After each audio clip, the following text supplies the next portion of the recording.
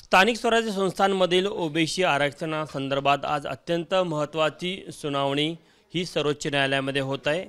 याच विषयावर बोलण्याकरता आपल्यासोबत राष्ट्रीय ओबीसी महासंघाचे राष्ट्रीय अध्यक्ष बबनराव तायवाडे आहे। खरं तर सर्वोच्च न्यायालयाच्या आदेशानेच या निवडणुका लागलेल्या होत्या, मात्र कुठेतरी आरक्षण हे 50%च्या वर गेलं। या संदर्भात याचिका झाली आणि परत मग आता ओबीसी आरक्षण हे अडचणीत येताना दिसत आहे। या सुनावणीकडे तुम्ही कशा प्रकारे बघता आणि नेमकं काय झालं की असं वाटतं ओबीसीचं नुकसान होत आहे? नाही, नक्कीच हे बघा की स्थानिक स्वराज्य संस्थांमध्ये 1994 पासून या देशातील ओबीसींना 27% आरक्षण मिळायला सुरुवात झाली। ते मिळतही होतं, परंतु 2019-20 नंतर एक सर्वोच्च न्यायालयामध्ये केस दाखल करण्यात आली आणि असं सांगण्यात आलं की हे 27% आरक्षण दिल्यामुळे आरक्षणाची मर्यादा ही 50%च्या वर जात आहे।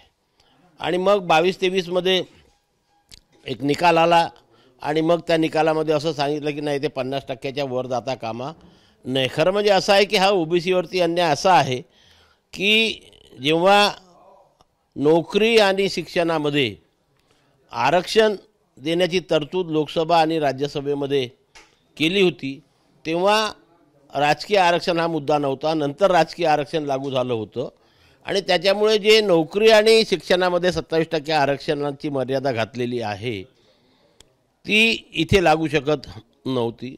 कारण दोन याच्यामध्ये फरक असा आहे की तिकडे नोकरी आणि याच्यामध्ये अजूनही 27% आरक्षण हे कायम आहे, परंतु इथे देताना त्यांनी असं सांगितलं की एससी आणि एसटी आणि ओबीसी मिळून 50%च्या आत असायला पाहिजे। विचारायचं होतं की अनुसूचित जाती आणि अनुसूचित जमातीची लोकसंख्या दिवसेंदिवस वाढत चालली, त्यामुळे त्यांचा हळूहळू टक्का वाढत चाललेला आहे। तर भविष्यामध्ये असं होणार नाही का की तो 50%च्या मर्यादेमध्ये इतर मागासवर्ग प्रवर्गाला त्याचा फटका बसेल? नक्कीच बसणार आहे, आजही बसतो आहे।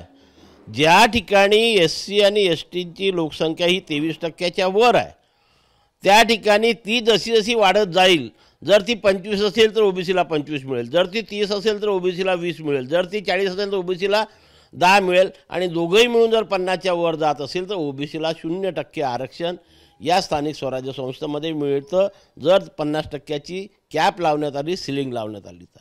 आणि म्हणून याचा सर्वकष विचार करून जर ओबीसीला 27% आरक्षण द्यायचं असेल तर केंद्र सरकारच त्याच्यावरती मार्ग काढू शकते, सर्वोच्च न्यायालय मार्ग काढू शकत नाही। आणखी एक महत्त्वाचा विषय येतो या संपूर्ण आरक्षणामध्ये की काही जिल्ह्यामध्ये अनुसूचित जाती आणि अनुसूचित जमातीची लोकसंख्या खूप कमी असते।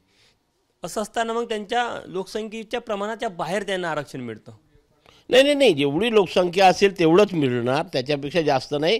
त्या ठिकाणी जर ती 23%पेक्षा कमी असेल एससी एसटी म्हणून, तरच ओबीसीला 27% आरक्षण। म्हणजे ज्या ठिकाणी समजून जा अनुसूचित जाती आणि अनुसूचित जमाती या 7-8% असेल काही जिल्ह्यामध्ये आहे, 27% मिळणार। मग तिथे 27% ओबीसीला मिळणार, पण अनुसूचित जाती आणि अनुसूचित जमातीचं आरक्षणाला किती मिळणार तिथे ते लोकसंख्येच्या प्रमाणामध्ये, कारण तिथे सरळ आहे, लोकसंख्येच्या वर देता येत नाही किंवा कमीत कमी एवढं द्यावं असंही म्हटलेलं नाही आहे, म्हणून तिथे लोकसंख्येच्या प्रमाणामध्ये मिळेल। पण ओबीसीला मात्र 27% मिळेल। तिथे असं नाही म्हटलेलं आहे की जर 40% खाली आहे तर ओबीसीला 40% द्या।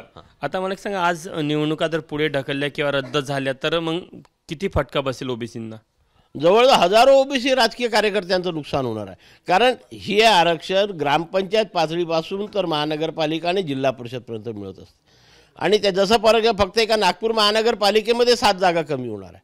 अशा प्रकारच्या 29 महानगरपालिका, 273 नगरपरिषदा, नगरपंचायता, जिल्हा परिषदा या सर्व ठिकाणची जर आपण बेरीज केली तर हजारो ओबीसी कार्यकर्त्यांचं नुकसान होणार। काही पर्याय दिसतो तुम्हाला? पर्याय आहे, जो मी 3-4 वर्षापासून सांगतोय।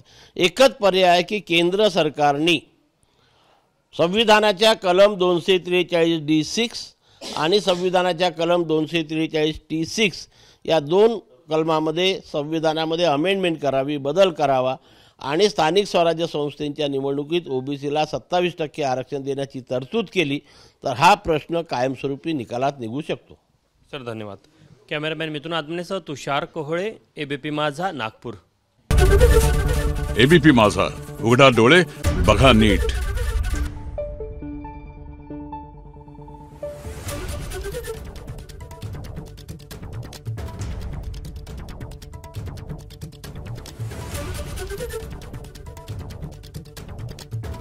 नमस्कार.